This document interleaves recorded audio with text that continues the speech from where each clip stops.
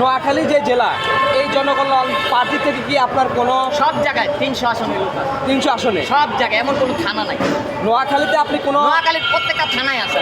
নোয়াখালীতে কোনো প্রোগ্রাম রাখবেন কিনা আপনি? হ্যাঁ, অবশ্যই রাখবো। বিভাগীয় পর্যায়ে প্রত্যেকটা কিছুদিন পর, কবে রাখতেছেন? ডিসেম্বরের দিকে রাখবো। ডিসেম্বরে কাউন্সিল দেওয়ার পর নোয়াখালী জনগণের উদ্দেশ্যে আসলে কি বলতে চান আপনি? একজন নোয়াখালী বিভাগ হবে, নোয়াখালীও বিভাগ হবে, নোয়াখালীও বিভাগ হবে।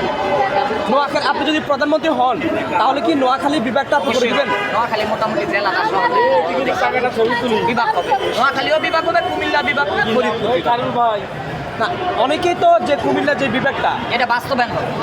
এটা অনেকে চাইতেছে নোয়াখালীতে হওয়ার। না না না, নোয়াখালীতে না, কুমিল্লা আগে হয়েছে। কুমিল্লাও থাকবে, নোয়াখালীও থাকবে। আচ্ছা, এখন আপনি বিভাগটা যদি দেন, আর নোয়াখালীতে এখন নদী ভাঙে, এই নদী ভাঙার জন্য ফাইলিং করা লাগবে, এটা আছে, আমি তাদের পক্ষে আছি।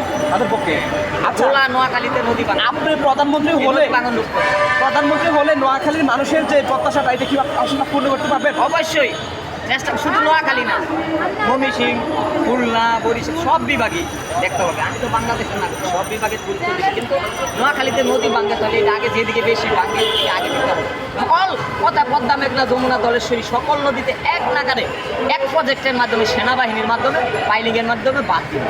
আচ্ছা, নোয়াখালী থেকে আর বিভাগ বাস্তবায়ন করবো সেনাবাহিনীর মাধ্যমে। এমপি প্রার্থী কে দিচ্ছেন আপনি? আছে, এটা এখন বলা যাবে না। কিছুদিন আগে আমার স্পিকার প্রার্থী একজন প্রফেসরের এই বলছিলাম, তারপরে সে 3 মাস জেল খাচ্ছে, তার 5 লাখ টাকা তার সুচাইতে হয়েছে। এখন আমাদের দলীয়ভাবে এবং যোগ্যতাভাবে কোনো নাম প্রকাশের কথা নিষিদ্ধ। আচ্ছা, অনেকে জানতে চাইছে যে আপনি নোয়াখালী বাসীর উদ্দেশ্যে কি বলতে চান?